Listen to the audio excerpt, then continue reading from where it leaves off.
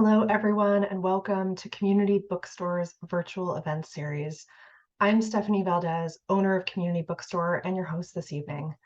Tonight, I'm very thrilled to be collaborating with our friends at the Seminary Co-op Bookstores in Chicago, Powell's Books in Portland, and Third Place Books in Seattle to welcome Jesse Ball for the pre-release of Autoportrait, out on August 16th from Catapult in conversation with Max Porter. Now to some housekeeping. We've enabled Zoom's auto transcribe setting. So if your version of Zoom is up to date, hit the live transcription button at the bottom of your screen to enable closed captions. If you have any questions for tonight's guests, please click on the Q&A button also at the bottom of your screen to submit them. We'll be asking those at the end of the program. There's also a chat box through which I'll be posting a link to buy tonight's book if you haven't already. One upcoming event I wanted to point out: on Saturday, August 20th, we're collaborating with Third Place and the Transnational Literature Series at Brookline Booksmith to bring you Brenda Lozano and Heather Cleary for their novel Witches in conversation with Catherine Lacey. That program is up on our website now and taking registrations. So tonight, a little bit about our guests and we'll get started. Jesse Ball was born in New York. He is the author of 16 books, and his works have been translated into more than a dozen languages.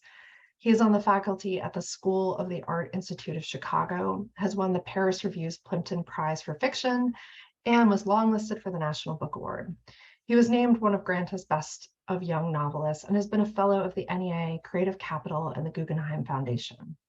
Max Porter is the author of 3 novels. His fourth, Shy, will be published by Grey Wolf Press in spring 2023.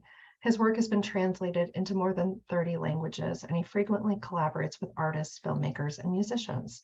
He lives in Bath, England. I'll turn things over to you, Jesse and Max.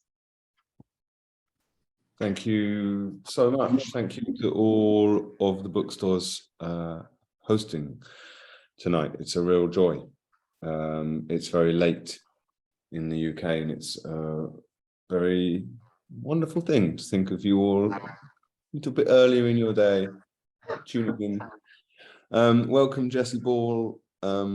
It's really a pleasure to see you, my friend, and to celebrate this beautiful book. How are you? Good. Are Yes, you? No, good. I was just thinking that you have the galley, so you don't see the wonderful illustration on the back. I like it a lot. Take off the jacket. Show me the boards.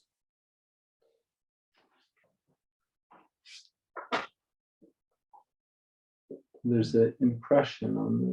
You can see. I like it a lot. Good job, Catapult. So this is out on the 16th of August, yeah? I think so. Jesse, I wanted to say how much I enjoyed this book. Like I enjoy all your books, but this one particularly felt like I was in your presence. I was in your good company, and found it like I wanted to argue against the book in the same ways I've wanted to argue against you sometimes, but also been delighted and faintly addicted to the book in the same ways I found myself faintly addicted to your company when I'm in it. You have a drug-like effect on me, which is worrying and wonderful in equal measure.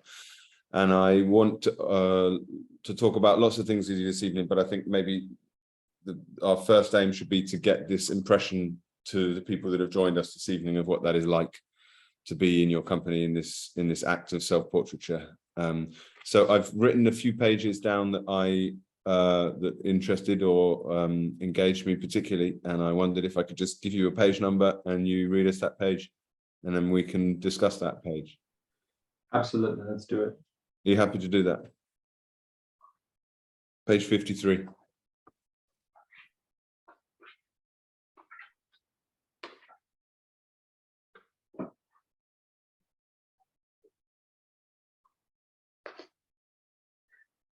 Thought she was pretty.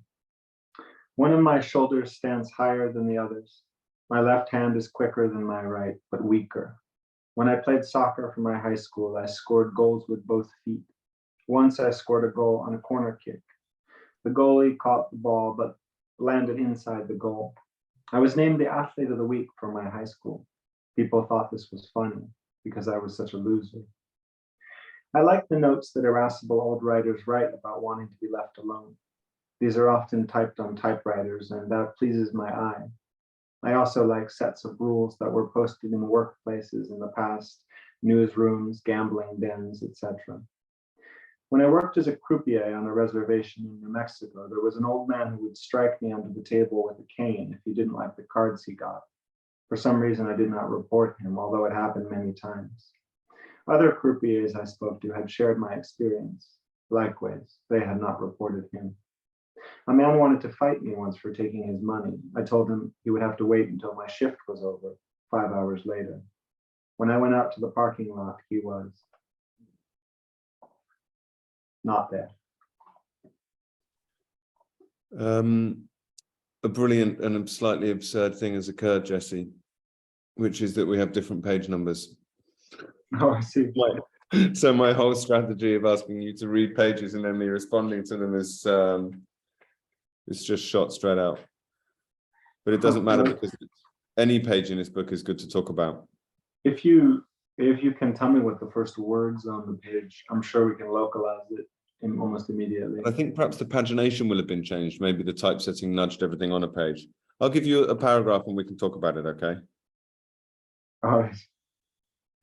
I sometimes think that not enough information about toiletry, the wiping of asses, is shared. I feel someone must have a technique that is substantially better than the usual method, and I'm curious about what that is.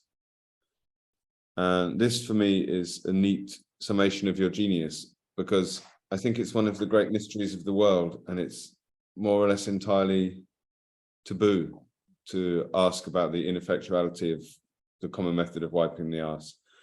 And as a child, I was always completely baffled, and I felt that there must be some great secret that I wasn't in on, that this could not be when we can fly to the moon and we can develop microchips. We cannot all be struggling around, at least in our part of the world, with this technique. And even as an adult, I think, how can I not have got any better at this? And I wanted to ask you about the sense of private knowledge, cultural knowledge, or esoteric knowledge, erotic, philosophical knowledge, and a sense of the cruelty of a society in which some people have access to those secrets and some don't, and how the whole thing is a farce because no one has access to these secrets, and how your writing in different ways across poetry and prose has always been simultaneously trying to get at that and also not care in the least bit what that is, what the secret behind the closed door is. And I'm sorry to start this discussion with the wiping of asses, but it seems to me profoundly important. Well, in this case, almost any activity that you could think of, even one that you think you're reasonably good at, you can go on YouTube and almost instantly find someone who's impossibly good at that same thing. So, for instance, I don't know if you ever saw that video of Tiger Woods where he's just using a golf club to keep a golf ball aloft, which seems completely impossible. And I've always had the real sense that there must be a Tiger Woods of toiletry, but his secrets are going to the grave with him, or her secrets, as it were. But as for the, I don't know, one of the things I like so much about the Levé is how the construction of the book permits things that ordinarily would not be sufficient to say in a conversation to be said, And furthermore, there are so many things that we know about ourselves, but that we don't have any sense of what those others' capacity for those things are, what others' whims regarding those things. And we don't deem those things adequate or of sufficient worth to air in conversation or in art. We'll take like Nabokov's memoir, which I love, Speak Memory. in some sense, you could say that this memoir, Nabokov, is a very long argument in favor of Nabokov being incredibly smart. And it's an argument on behalf of that, of the absolute pervasive fertility of his memory, which is like an iron trap. I think he's talking about some point, he's like 9 years old, and he has this, exquisite long passage about riding a bicycle and meeting a girl on a particular day and all the details of what she was wearing, etc. I'm not going to disbelieve him that he remembers it, because his capacity for processing information seemed to have been absolutely enormous. But one does feel slightly like you've been taken by the scruff of the neck and you're being shaken when you read memoirs of this kind, whether it's like I don't know, memoirs of Chateaubriand or they're always valorizing. And so the thing that I loved so much about the Levé was it resists that human bias for self-valorization simply by resisting narrative. And so I thought, I don't know, why not give it a try? Do you think it's a puncturing of the kind of pomposity of the artificiality of the literary mode of memoir anyway? That you're injecting different types of truth that brush up against the more conventional, thus artificial mode of valorization or whatever it is, or false memory, with something domestic or scatological or purely funny or daft? Do you think that it's just? Do you think it's the elements of the collage that are doing that? Definitely. I mean, I think to some degree, it's probably still possible to write. I mean, it certainly is possible to write an autoportrait that would be full of fluff, where you're just saying nice things about yourself. But I think it would be dead on arrival, almost immediately, because it hews quite closely to the statement fragment or to the anecdote. And I think we just don't, as humans, we don't really like to hear people tell stories about themselves that don't end in that person's humiliation. But we love hearing about people's humiliation, Louis C.K. or whomever it is, And I think maybe it's sooner obvious that the qualities and the immediacy of the humiliation comes to the fore, because the constructive units are so small in this. Whereas in something like Nabokov, you can be lulled by the technique and the long, prose and the descriptive, and also there's a kind of a feeling like, because, and I don't want to say anything against that book because I love it, Speak Memory, but I certainly would never want to write such a book.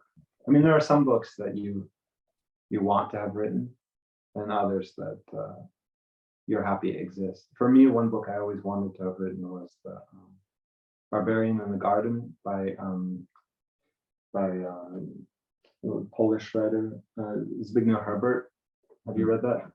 No, I've read the poems. Yes, yeah. This it's a travelogue. He goes to the caves with the prehistoric art and travels. There's a long section on the Albigensian heresy, and it's just incredible. But when you read some books, you're full of like a fiery jealousy from your toes to your head. I've only had it a couple of times. I had it with Agatha Christoph's The Notebook. Me too. Yeah. I wanted to kill until I could have mine come on. For me, it's just the first one. The later two no, the other two don't work. Yeah.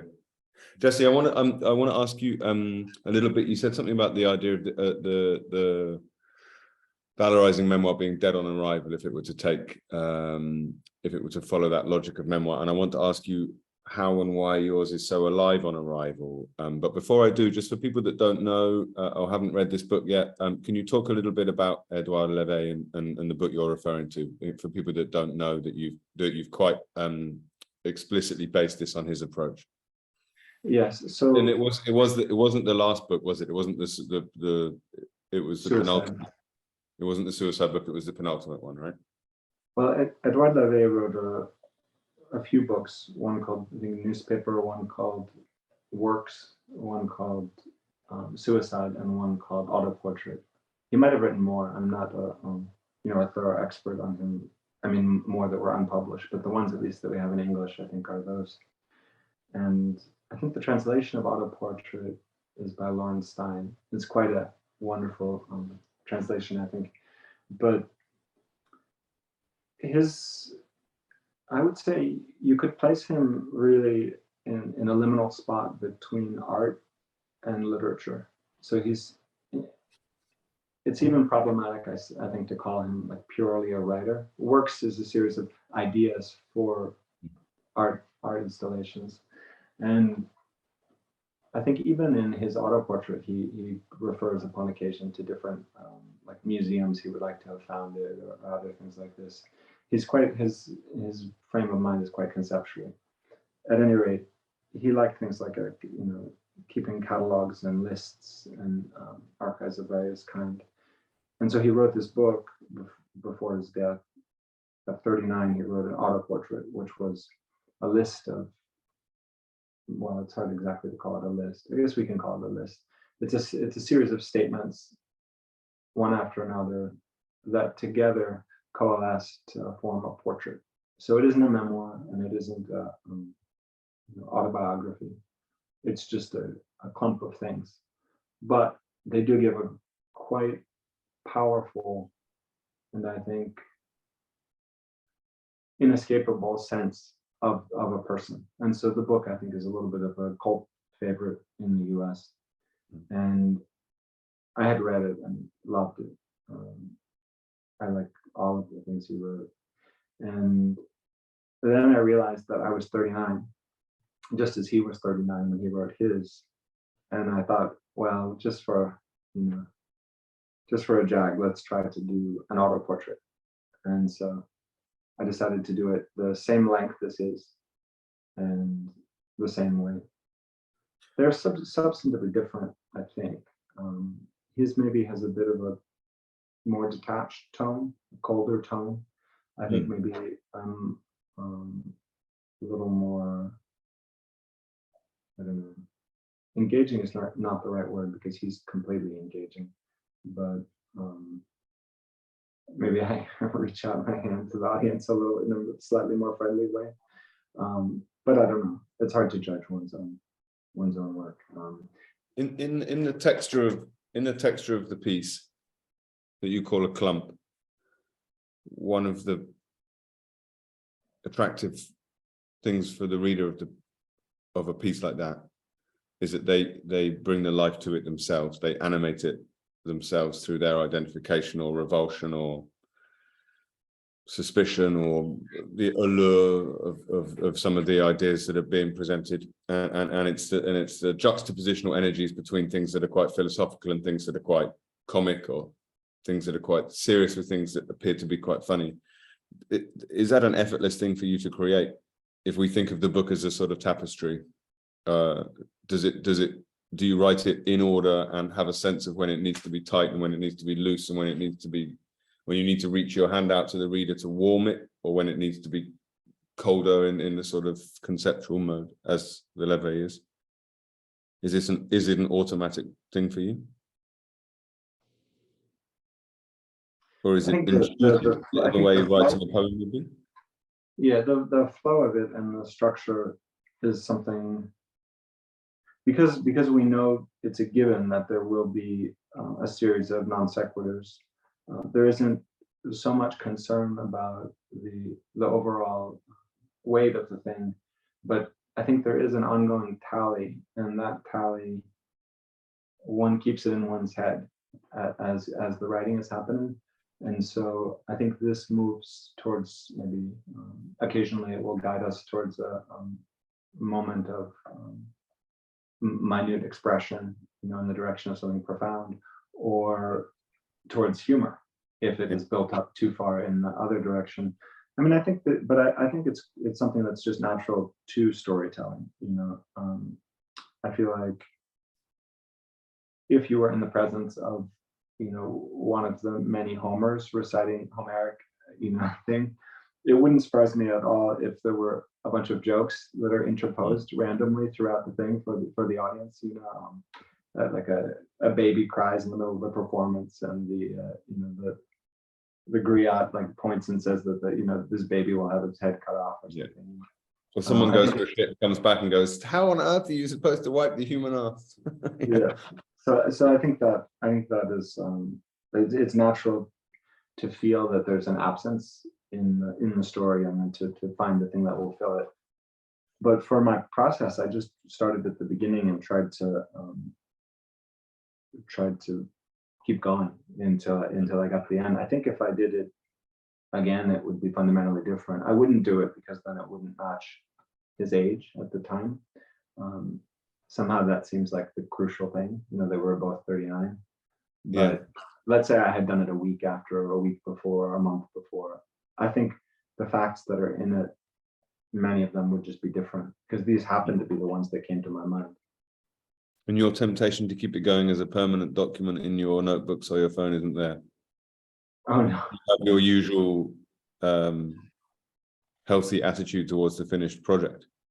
Yes. Yeah. No, I wrote it in one go and stopped, and that's that.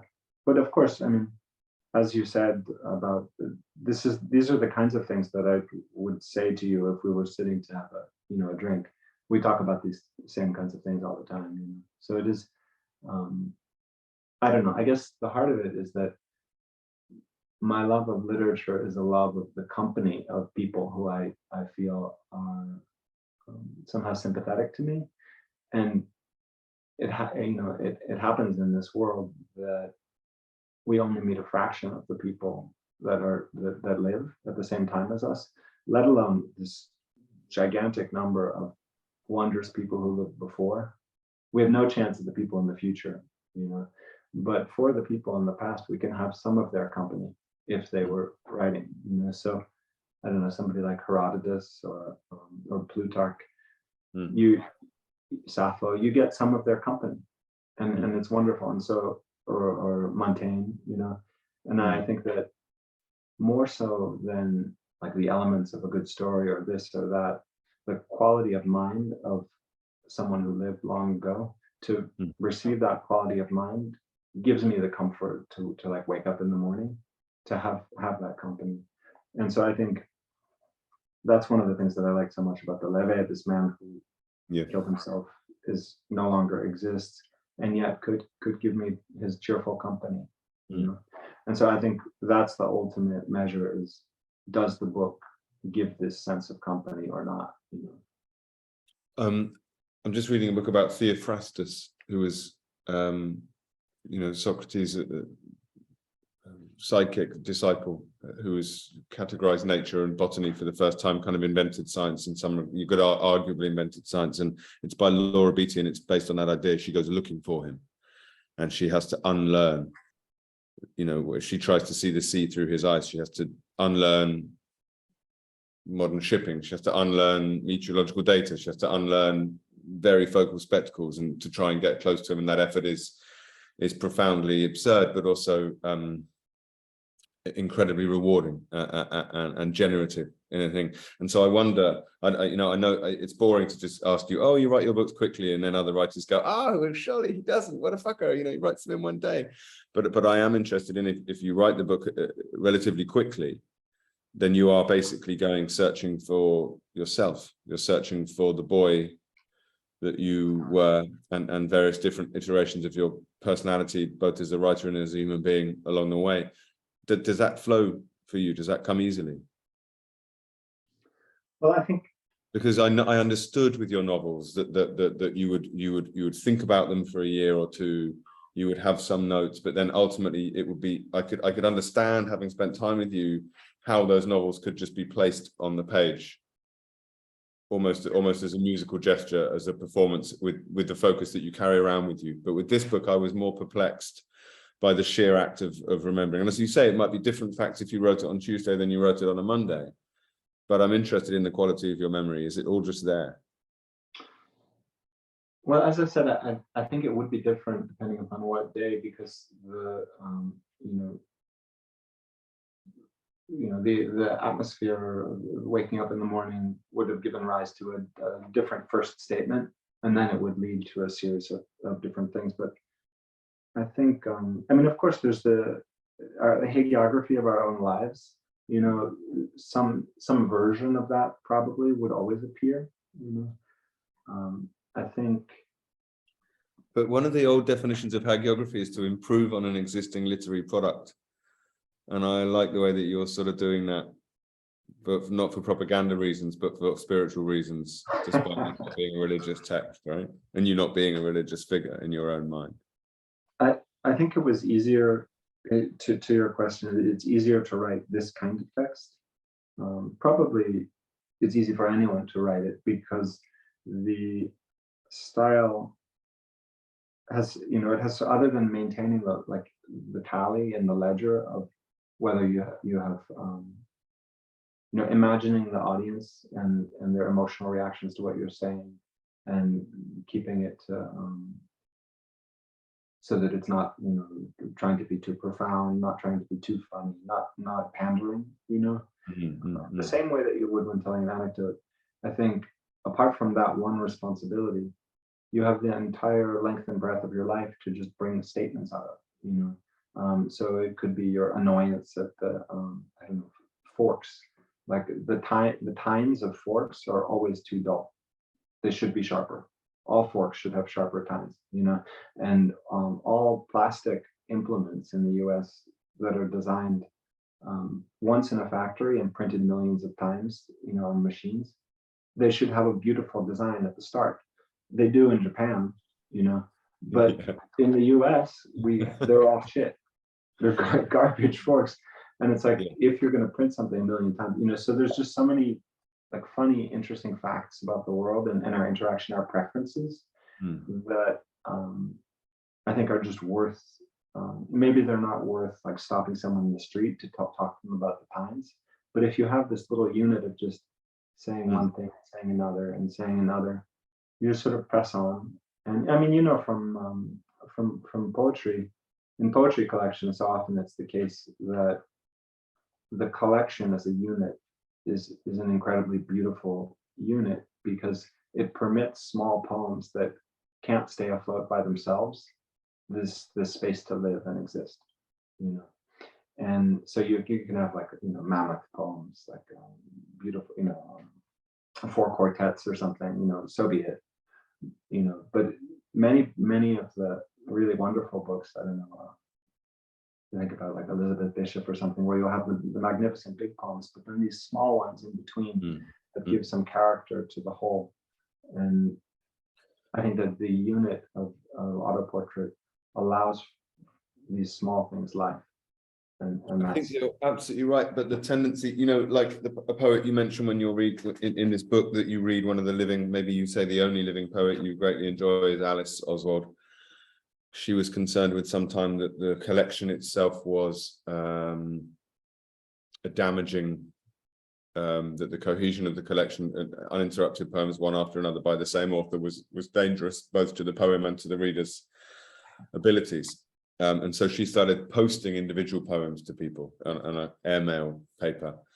And I had a tendency, which I've been very cynical about in the past, when I was reading this book, to want to photograph individual paragraphs and send them to people I love, to say, hey, this is my friend Jess's new book, I think you'd like this bit.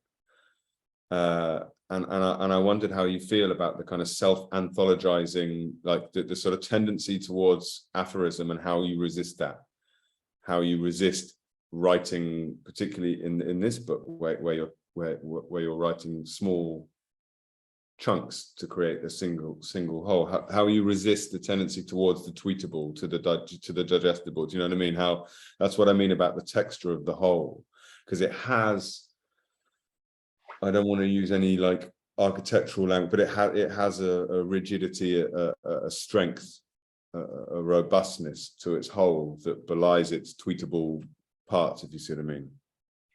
Well, is that a horribly offensive thing to say about something as carefully worked as this? Do you know what I mean?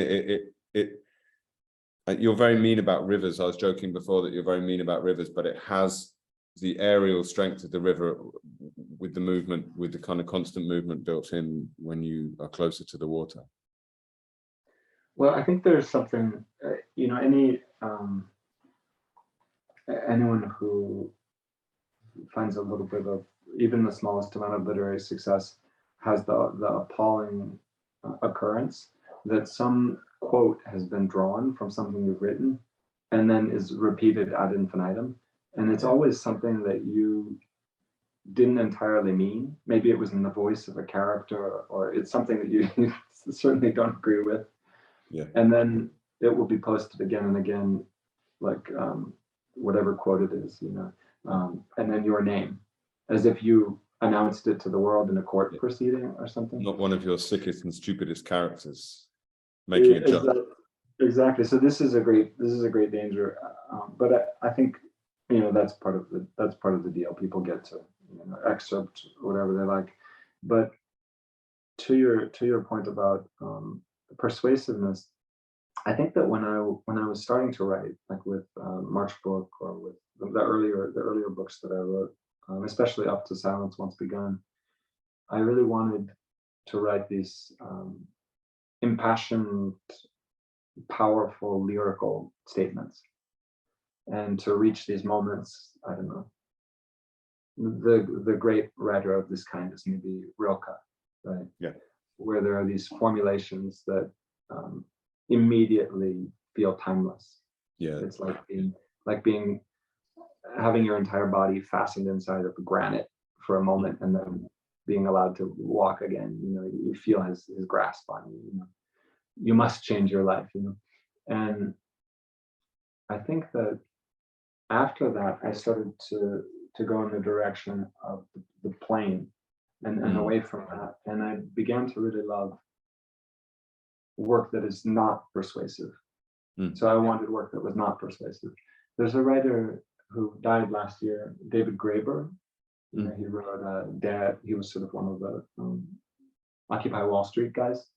Yep. And really great thinker. I think he wrote wonderful books about anthropology and anarchism. And the thing that I always kind of held against him that I didn't like was that he was so persuasive. His writing was always completely persuasive, and I agreed with him. I agree with almost all the things that he was saying. It's an agreement. Yeah. But I hate when someone doesn't provide me with all the arguments to disagree with them.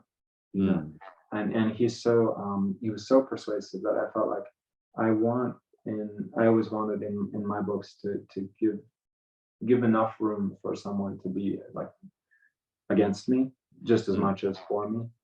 I think Beckett is a great one for that, where he's not doing anything to make you like him,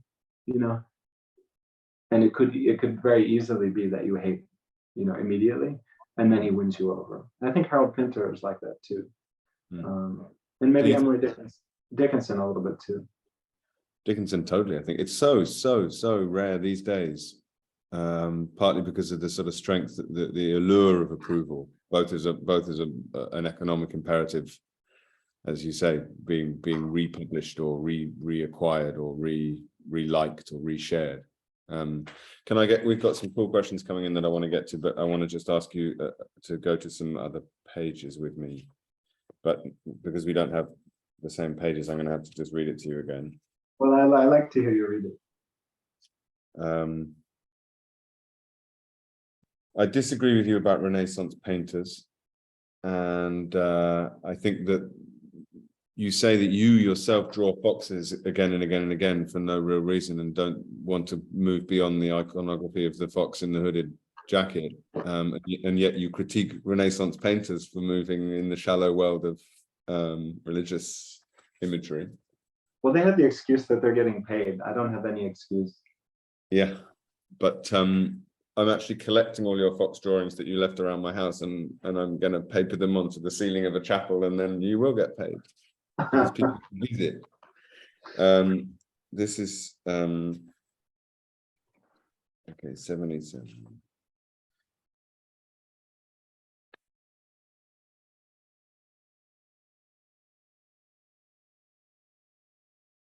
when I'm at dinner with people I don't know, I try to get them talking. I want to say the least I can about myself. Often I can learn really interesting things from anyone at all.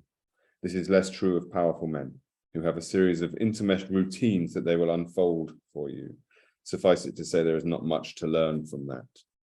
I wanted to ask you about the series of routines within masculinity, which you so successfully nail there, and the kind of death of feeling that is associated with it for those that have identified it as a problem.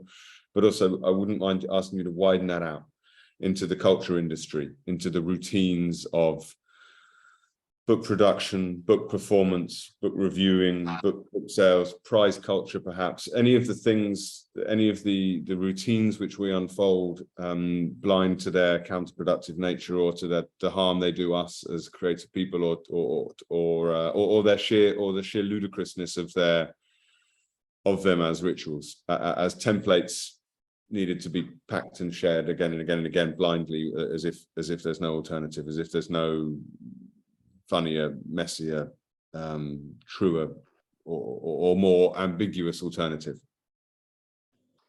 I think the root of it is that we have intentions for what we're going to do, but then the thing that comes out when we actually do it is largely beyond our control and different from what we intended, and that's good. It's good that it's that way, and it's to the benefit of those around us. That randomizing element in our psyche, mode of speaking, all of that. This came from that I guess the engendering moment was that I had done an interview with a guy who was a memory expert long ago. So I mean, I did the interview long ago, but then also it took place, his life as a memory expert was from the 1950s on, I believe. He was sort of a Borscht Belt guy. He would show up at, these like colonies. He could do things like remembering 1,000 people's names, and then shaking their hands on the way out. And I had come up with these really great, I thought, interview questions. And I called him up and was trying to have this interview. And any question that I gave him, he would immediately like slip off to the left and then begin something like a 15-minute statement. And it wasn't even that his statements were not engaging and interesting. It's just that they didn't have anything to do with my questions really. And so I felt like, and you didn't have someone, you didn't forgive him that slightly as someone that you didn't see that as a protective packaging he had to don? No, I did. I certainly did. It just, I guess what it meant is that if I were to, I don't know, like let's imagine I was going to make a nonfiction documentary about him. It just means that it would take substantially longer to create an interview that would draw him out past those things, and in his case, potentially never. He had so many of them, And I think that to answer the other part of your question, these like prearranged processions that we can trot out at a moment's notice, about our past or about our life or our work, or the prearranged ways that like book covers are done often, or the way that things are marketed, even down to which books are chosen or what books are on prize lists. It's all part of I think a perversion of the capitalist money system that just gives too much money to the wrong aspects of the business, And I think like obviously the profit to go in the direction of profit means to attempt to do again something that was done before. Yeah. And that striving to just repeat previous successes, I think is a kind of cancer, Now we must distinguish thoroughly between like folk tradition and tradition in general, where the striving to repeat something from the past was often just because it was giving joy. And so the shitty things would fall away and the joyful things would continue. So you get something like Sir Gawain and the Green Knight, which is just wonderful from beginning to end because all the crap fell away. But this is not the case with whatever 19th book that arrives trying to be the same as Gone Girl or whatever, you know. And so I don't know. I would like to see, if I could see something different in the publishing industry. I would like to see more prizes for strange books, you know. Yeah. Calvino says something in the 6 memos for the next millennium that like what the purpose, what literature should do, you know. And I think that it is important for literature to do things that other mediums can't do. Yeah. So you shouldn't try in literature to do the things that can be done in film. And I think neither of the things that are done in painting. To my mind, the transcendence of literature is in showing our perception of the world as it stands, as it is, which is a layered perception of many instances of time at once, shot through with all the possibilities of what is about to happen. So it's an incredibly ambiguous tapestry at every moment, where the ambiguity is, you know, is the heart of lightning. Is the tenderness of the project, right? And it's lightning solid. The ambiguity is lightning solid because everything is specific. It's like you have, you're going to turn the corner. There are 30 possible things that you're imagining that could happen. And there are 30 different specific things. Now, in a film, it's really hard to show that, but you could have, you know, a text where you have 15 pages to go one by one through all the possible things that you think are about to happen, you know? Yeah. And so I think that there is a fundamental difference between how quickly we experience the world and then the speed of mediums. And so the writing, we have the chance to unspool some like absolutely incandescent moment into all of its length and beauty. And so for me, I get incredibly bored if a book is not doing something that only a book can do. I couldn't agree with you more about that. I'd say it's like a working definition of why I write books, for the ambivalence and the space it creates that other art forms can't. I'm just going to read you one more little thing, and then we've got really lovely questions. I just wanted to ask you a little bit. You say a really lovely thing in here, which seems to straightforwardly say what no one else says, and I loved you for it. And it came a couple of pages after your knocking Sigmund Freud off the bookshelf, and I sort of thought of you as a kind of Diogenes, you know, just patiently coming to the market square of Western philosophy and Western culture, and just repeatedly showing how foolish we all are. But I was moved by this because of its clear-headedness and its compassion, and the way that your cerebral ambition is always totally at ease with your open-heartedness, and that pain is a fun thing. Sadness is a fun thing to experience, and a complex and interesting and addictive thing to do and to nurture within ourselves, to be heartbroken and guilty at the same time as manically arrogant. Or, you know, you talk somewhere in this book about being like incredibly pleased with yourself and also totally sickened. And I just thought no one gets that quite as right as you ever. Anyway, someone has let you dissect a hand. He brought me in and let me cut it up. The inside of the human body, the inside of all bodies, is remarkable. It is not disgusting. What is disgusting is behavior of human beings, the proliferation of military technology, the quest to reverse aging, etc., etc. But the shapes of things in the skin that holds you. Will you just speak briefly about that deftness of touch that you seem so brilliant at, that seems to be deeply connected to the kind of musicality of your thinking, the little give, the little take away, the blowing up of the balloon, the sudden popping of it, not for shock, for truth. Just talk a little bit about, because you're the only person I know that speaks candidly and truthfully without any pomposity or or about the prison system, or about corruption or injustice, or you're totally at ease talking about things that other people find very difficult, because you're not trying to persuade, you're just saying what you see. Would you talk a little bit about that dynamic in the work? The human body is not disgusting. Well, I think, but the arms. First one thing I can say about many of the statements in the book is that it's quite possible to say the thing and then the contrary thing also, and to feel both of them. So, for instance, about Renaissance painters, I both can thoroughly object to them, but then also, the amount of time that I've spent staring at these paintings and loving them, is enormous.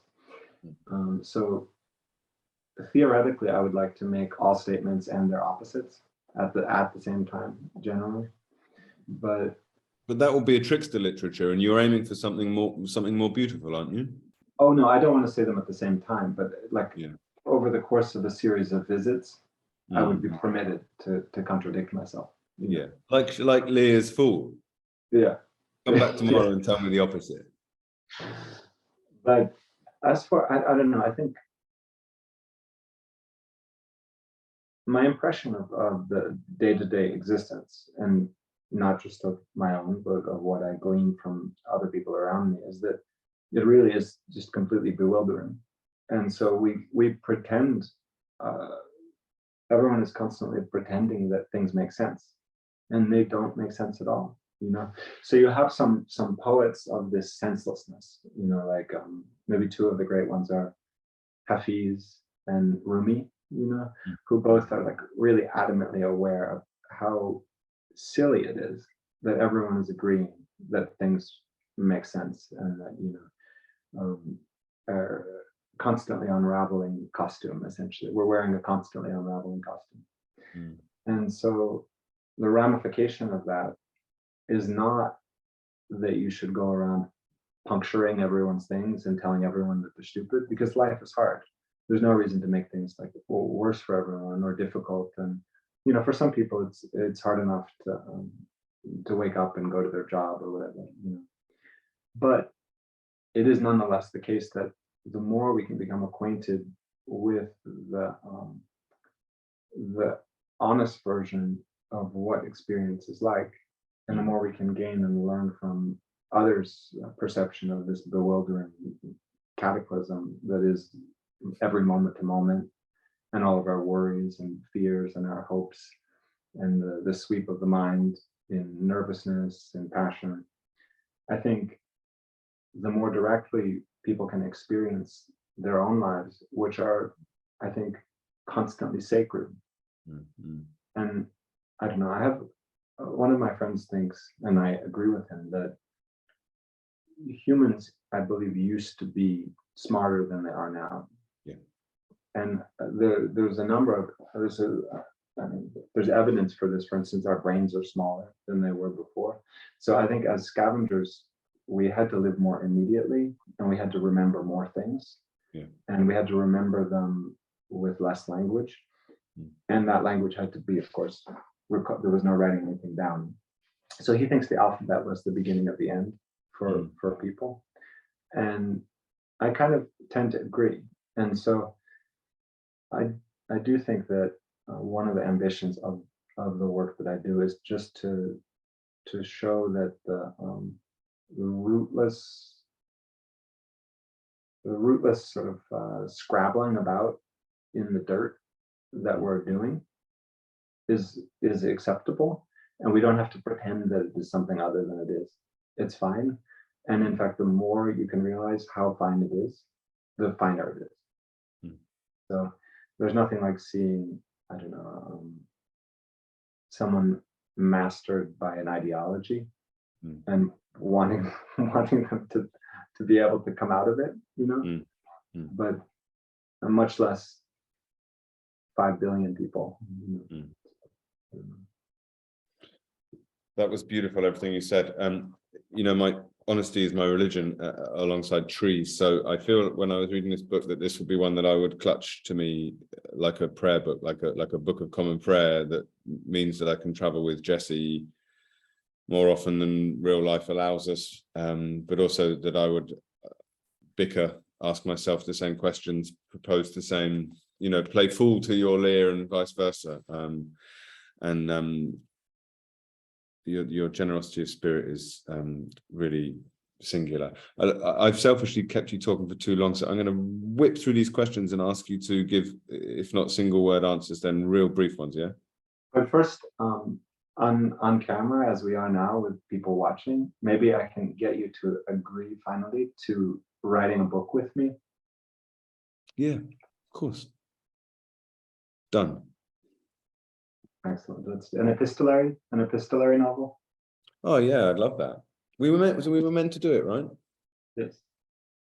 But didn't I immediately just start drawing pictures last time, and then you just drew a couple of foxes and we called it a day? That's right. Yeah. No, let's do it. I need actually the structure of an epistolary novel would be good for me, because I am my time is my enemy. So the discipline of writing a letter will be good for me. My friend at Martin, who I knew at university when we lived together, there was a board game called Eternity that was released on the Millennium, I think, and it was, I think, 1,000 or two. Sorry, it would be 2,000 little tiny triangles and a load of little bits of plastic, and you had to piece them together so they all fit, and there was like 1 in a million chance of it ever being solved, and if you solved it, you won a lot of money. And we just pinned this thing to the wall and drew with a tiny fine liner pen in each of the triangles, and it took us a year and a half, 2 years to complete. We would do a triangle, there in the morning, and a triangle when we got home, and then we'd have a smoke and do another few triangles, and it became a kind of meditative ritual for us. So if we could do something like that, that would be really, really good. Whether it's language or images, I don't know. Anyway, come on, Jessie. This is like a game show now, okay? Wake up. Can you please ask? This is for you. I'm going to hand this to you. She's politely, or this person has politely asked both of us, but I'm going to hand it to you. Maybe you already said it actually with Rumi. Can you ask Jessie for your favorite poets, songwriters with a sense of humor? And do you like James Tate and David Berman? I think Lost Pilot was one of my favorite books when I was around 17, 18. I was obsessed with first books, and as young poets often are. And in fact, I guess I continue to be obsessed with first books. First books are really where it's at. Even if the first book is quite late, like Harmonium or whatnot, they still tend to reflect something magnificent. But comedy and poetry, yes, I think I like David Berman and James Tate. I think Charles Simic, I really enjoyed his comedic poetry. And I find Philip Larkin's poetry being incredibly funny. So yeah, Philip Larkin would be maybe my #1 funny poet. Okay. I read a Philip Larkin article about John Coltrane that was so offensive I've never found him funny after that. Oh no. Yeah, don't look that article up, you'll go right off Larkin. I'll just chuck in a recommendation from the UK. There's a brilliant novelist and poet, pal of mine called Joe Dunthorne, whose poems always make me, I never laugh really out loud when I'm reading, but Joe's poems make me laugh out loud. They're clever, they're perfectly clever. Okay, we've done that.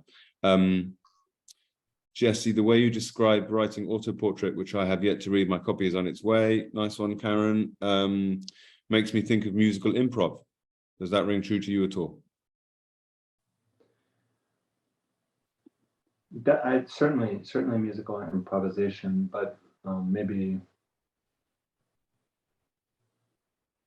there's a certain amount of, I think, rehearsal, like unintended rehearsal, that is implicit in the reading process. Like you read so many books and passionately, and you have an ongoing wheel that is turning in the head, giving like plausible renditions of speech, which might or might not like occur in reality out of your mouth. And then when you go to write, all of this, I think, coincides, and the thing comes out. And in the moment of writing, it's controlled and given measure by the passion for the technical, which is the syntax of the language, the feeling of the weight of words, like Frost talks about the sound of sentences, and that allows for the flow. And an acceptance also of the way in which no word has any, there's no meaning. Words don't have meanings. Like dictionaries are kind of like false in the sense that they supply a meaning for a word, but a word is just the totality of usages of that word in the language. And each time you use the word again, it's given a new meaning, a fresh meaning. And so in this sense, like the misuse of words, the use of words, all of it, language should be broken as it's used, I think, like a broom. Karen, you won't find a better answer to that question anywhere in the world. Chuck says, one of the things I love about your writing is the clarity and brevity of the sentences. Did you derive inspiration from poetry, literature, journalism? You might just have to say yes. Everything. I mean, not only the so-called departments of art or anything like that, but all things. Things we're certainly past any world of high art or high literature.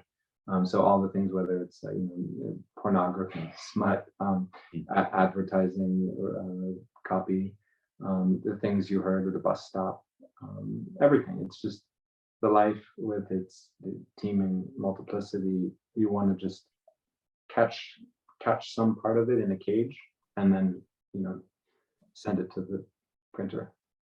We were at a festival in Australia, you and I, and a schoolgirl stood up and asked the question, where do you get your ideas from?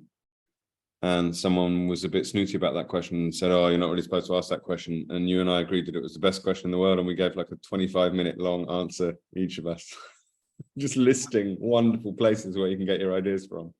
Well, I love the Australian audiences because they will ask the most not only good questions, but sometimes obnoxious. Like there's the position of being a person in an Australian literary audience asking a question is fundamentally different from the position of being an American with a microphone about to ask a question. And they really feel like they're ready to hold the person on the stage accountable for almost anything, like, which is the least we deserve. I love it. This is you might have to give a quicker answer than you want to here. Jesse says, Sarah Kirk, I'm such a fan and avid reader of your work. My partner and I are translating sentence by sentence your novel, The Children's Six, which is only available in Spanish. I'm so curious about your decision to publish this book exclusively in Spanish, your relationship to the language. Do you read, write, speak it? And anything else you could quickly share about that? My Spanish is quite poor. I did study it for a number of years in high school, but I have a wonderful publisher in Argentina, Sigilo, and a great translator, Virginia Reck. And my books have done pretty well down there, certainly better than they have done in the US or even where they're used as doorstops or whatever. Not even good doorstops because they're so thin. But I think what happened is that the publishing industry in the US tends to be more conservative and tends to move slower. And in Argentina, I think the readers are more adventurous and also more philosophical. One of the issues with I think the US reading public is that we have a complete lack of philosophical education. And so our literature tends to be rather rudimentary in terms of its conceptual framework. And so if you write books that have any kind of philosophical intent, it immediately is more a part of a European literary tradition or a South American literary tradition than it is a part of the US literary tradition, which tends to be based on culture, just US culture, a literature of events, a literature of dialects. And so it happened that Children's Six, which is a sort of more conceptual novel, could find print sooner, I knew, in Argentina, and perhaps never find print in the US. And I really liked this press, Sigilo, because they had championed my work there, and Virginia had sent me such wonderful questions as she was translating the book, that I thought, why not just let them have it and let them have it alone? And so I thought, this book will be in Spanish. And I was even thinking maybe if someone needs to translate it again, like if it will be in Turkish or something like that, that they should translate it from Virginia's Spanish. Yeah. On that way. I love when that happens. We're out of time, so I'm just going to let this one. Sarah Watson said a really super nice thing, and someone called Andy has said, Jesse, you're my favorite author, and it's so meaningful to be here. I'm curious, have you resisted autoportraiture or a sense of self in previous works before this book? And what is it like for you to engage in this? And what is it similar to the way that you wrote Census? So that's going to be our last question. Thanks everyone for asking these questions. We really appreciate it. I tend to be, I think, somewhat private person as much as I can be as an author, and so I suppose I don't think though that I resisted using personal details or personal life narrative for the reason that I had a distaste for it, or for the reason that I was afraid of it previously, but more so just because my general mode of writing, which would be quite bare, like a few adjectives, etc., just doesn't lend itself to very interesting, I think, descriptive text about a life. So one of my favorite, I would say one of my favorite, well, two of my favorite books of biography and of autobiography. One would be Thomas Bernhard's biography, and then the other would be the Oscar Wilde book by Ellman.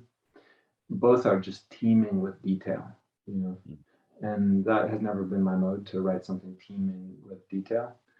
And so I think that's probably why I avoided writing about my own life, because I'm more drawn to parable, folktale, these kinds of conceptual boxes.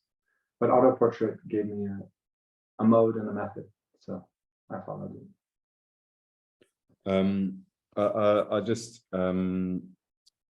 I won't even give you any platitudes, Jesse. These books, arrive, in my head and in my life, and in this the way I'm in with my children and my dog and other people, and the way I read the world, they just arrive like solidarity, like companionship and wisdom, and I'm just delighted that you write, that you give us these gifts.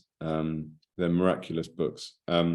Thanks to Community Bookstore for hosting, and also thanks to the Seminary Co-op and Powell's and Third Place for this beautiful team effort. The book is available next week. You must buy it, and it says in the chat here that there's going to be signed book plates in all the stores that we've mentioned.